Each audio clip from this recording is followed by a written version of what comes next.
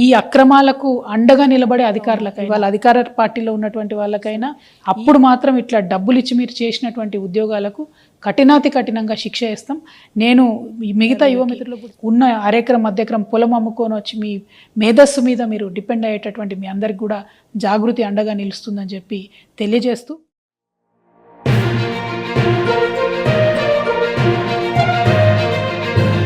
జై తెలంగాణ. అందరికీ నమస్కారం. మన రాష్ట్రంలో చూస్తున్నాం రోజు రోజుకి అన్ఎంప్లాయ్మెంట్ రేట్ పెరిగిపోవడము, యూత్ అందరు కూడా ఒక రకమైనటువంటి నిర్వేదంతోని ఒక రకమైనటువంటి డిసప్పాయింట్మెంట్తోని ఎప్పుడు గవర్నమెంట్ జాబ్స్ వస్తాయి, ఎప్పుడు క్లారిటీగా మేము ఎగ్జామ్స్ రాయొచ్చు అనేటటువంటి ఆలోచనలో ఉన్నారు.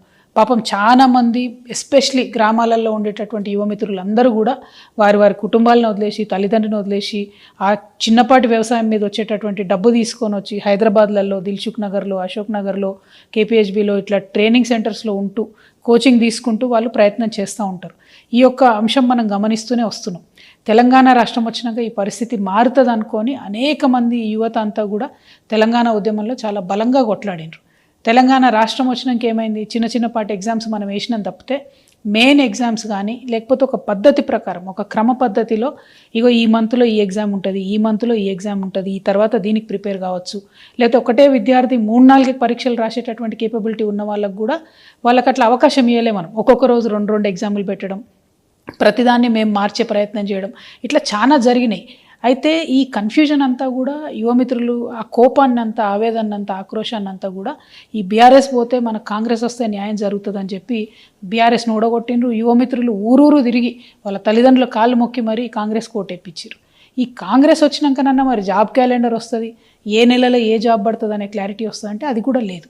అయితే ఇక్కడ దారుణం ఏం జరిగిందంటే బీఆర్ఎస్ ప్రభుత్వం ఉన్నప్పుడు స్టేట్ లెవెల్ పోస్టులలో కూడా ఏవైతే ఇంజనీర్ల పోస్టులు ఉంటాయో, సపరేట్గా ఎగ్జామ్ రాసి వాటికి క్వాలిఫై అయ్యాల్సిన పోస్టులు ఉంటాయో అట్లాంటి పోస్టులు కూడా జెన్కోలో మన బోయిన్పల్లి సరిత లాంటి వాళ్ళ కేసులో ప్లస్ ఇంకో 5-6 కేసులో మనం చూసినాం. దాదాపు 1,50,000 జీతానికి ప్రొవిజనల్ అనేటటువంటి ఒక చిన్న పదం అడ్డం పెట్టుకొని ఎటువంటి పరీక్షలు లేకుండా ఉద్యోగాలు ఇచ్చినటువంటి పరిస్థితి చూసినాం. అప్పుడు జరిగినటువంటి అన్యాయాన్ని తెలుసుకొని అందరం కూడా బాధపడ్డాం. ఆ తర్వాత జిల్లా స్థాయిలో కూడా ఆనాడు కూడా నిర్మల్లో అనేకమైనటువంటి అకృత్యాలు బయటకు వచ్చినాయి. ఆ పోస్టులన్నీ కూడా అమ్ముకున్నారు. 44 పోస్టులు దాదాపు 12 లక్షలు, 14 లక్షలు, 15 లక్షలకు అమ్ముకుంటే అది అందరూ కూడా జనం గగ్గోలు పెట్టి యువమిత్రులంతా గగ్గోలు పెడితే అవి క్యాన్సిల్ అయినాయి. ఇప్పటికి కూడా పాపం అప్పుడెప్పుడో చేరినటువంటి వాళ్ళు, కాంట్రాక్ట్ పద్ధతిలో చేరినటువంటి వాళ్ళు నిర్మల్లో ఇంకా కొనసాగుతున్నారు. వాళ్ళే డబ్బులు ఇచ్చి ఉన్నారు, కానీ ఎటువంటి న్యాయం కూడా జరగలేదు. ఎందుకంటే అప్పుడు బీఆర్ఎస్లో ఉండి అన్యాయం చేసిన పెద్ద నాయకులంతా ఇప్పుడు కాంగ్రెస్లో వచ్చి చేరిండ్రు. సో ఈ పాలిటిక్స్ని దయచేసి యూత్ గమనించాలి. నేను ప్రభుత్వానికి హెచ్చరిక చేస్తూ ఉన్నా. నా దగ్గరికి చాలామంది యువమిత్రులు వచ్చిండ్రు. వారు భయపడుతున్నది ఏంటంటే ఎట్లా అయితే బీఆర్ఎస్ గవర్నమెంట్లో రాష్ట్ర స్థాయి పోస్టులలో, జిల్లా స్థాయి పోస్టులలో అన్యాయం జరిగిందో, అది ట్రాన్స్కో కావచ్చు, జెన్కో కావచ్చు, ఇరిగేషన్ కావచ్చు, రెవెన్యూ కావచ్చు, అదేవిధంగా మున్సిపల్ కావచ్చు, ముఖ్యంగా మన ముఖ్యమంత్రి గారి శాఖ కావచ్చు, అన్ని జిల్లాలలో కూడా ఇప్పుడు కొన్ని పోస్టులు పడతా ఉన్నాయి. అవేంటి అంటే జూనియర్ అసిస్టెంట్లు, రికార్డ్ అసిస్టెంట్లు, ఆఫీస్ సబార్డినేట్ లాంటి ఇంకా అనేక పోస్టులు పడతా ఉన్నాయి. సో ఈ పోస్టులన్నీ కూడా ఎట్లాంటివి అంటే ఎస్సీ, ఎస్టీ, బీసీ బ్యాక్లాగ్ పోస్టులు, అంటే ఇదివరకు ఏవైతే నింపకుండా వదిలిపెట్టారో ఆ పోస్టులు, ఈ పోస్టులు అని.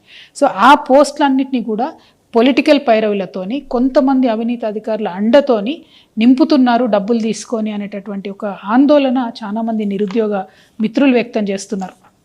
నా దగ్గరకు వచ్చి కలిసిన వాళ్ళలో నిజామాబాద్ కావచ్చు, కామారెడ్డి కావచ్చు, మహబూబ్ నగర్ కావచ్చు, కరీంనగర్, నిర్మల్, ఆదిలాబాద్, వికారాబాద్ ఇట్లా అనేక జిల్లాల నుండి యూత్ అంతా వచ్చి కూడా మాట్లాడుతున్నటువంటి సందర్భం. సో నేను ఈ ప్రభుత్వానికి ఒకటే హెచ్చరిక చేస్తూ ఉన్నా.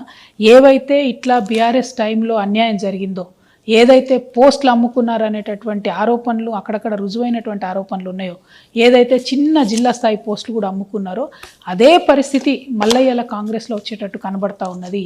దయచేసి కళ్ళు తెరవండి, అధికారులకు స్ట్రిక్ట్ వార్నింగ్ ఇవ్వండి. నేను జిల్లా కలెక్టర్లందరినీ కూడా రిక్వెస్ట్ చేస్తూ ఉన్నా, ఈ డిపార్ట్మెంట్లో జిల్లా స్థాయి పోస్టులన్నీ కూడా మీ కలెక్టర్ల పరిధిలోనే ఉంటాయి. ప్రాపర్ ట్రాన్స్పరెంట్ రిక్రూట్మెంట్ చేయండి. చాలామంది యంగ్స్టర్స్ ఆశలు పెట్టుకొని ఉన్నారు, ఈ జాబ్స్ మాకు వస్తాయి, మేము సెటిల్ అవుతాం లైఫ్లో అనే ఆశతో ఉన్నారు. పైగా యువమిత్రుల్ని, మెరిట్ ఉన్న వాళ్ళని మనం ప్రోత్సహించినట్టయితే మన రాష్ట్ర అభివృద్ధిలో కూడా మంచిగా పాల్గొంటారు. కాబట్టి కలెక్టర్లకు నేను రిక్వెస్ట్ చేస్తూ ఉన్నా, మీరు చూడండి.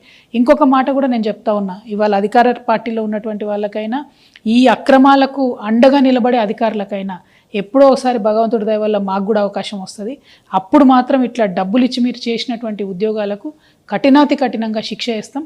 నేను మిగతా యువమిత్రులకు కూడా చెప్తున్నా, డబ్బులు ఇచ్చి అడ్డదారిలో ఉద్యోగాలు తెచ్చుకునే ప్రయత్నం చేస్తే అది ఎక్కువ కాలం నిలబడదు. పైగా మెరిట్ ఉండి మంచిగా ఉన్నటువంటి వాళ్ళకు అన్యాయం జరుగుతుంది. కాబట్టి మీరు కూడా కొంత ఎఫర్ట్ పెట్టి చదివే ప్రయత్నం చేయండి. ఉద్యోగాలు కొనకుండా ఉద్యోగాల కోసం ఫైట్ చేసి స్టడీ చేసి కొట్లాడి సాధించుకునే ప్రయత్నం చేయండి. మీకు అండగా జాగృతి నిలబడుతుంది.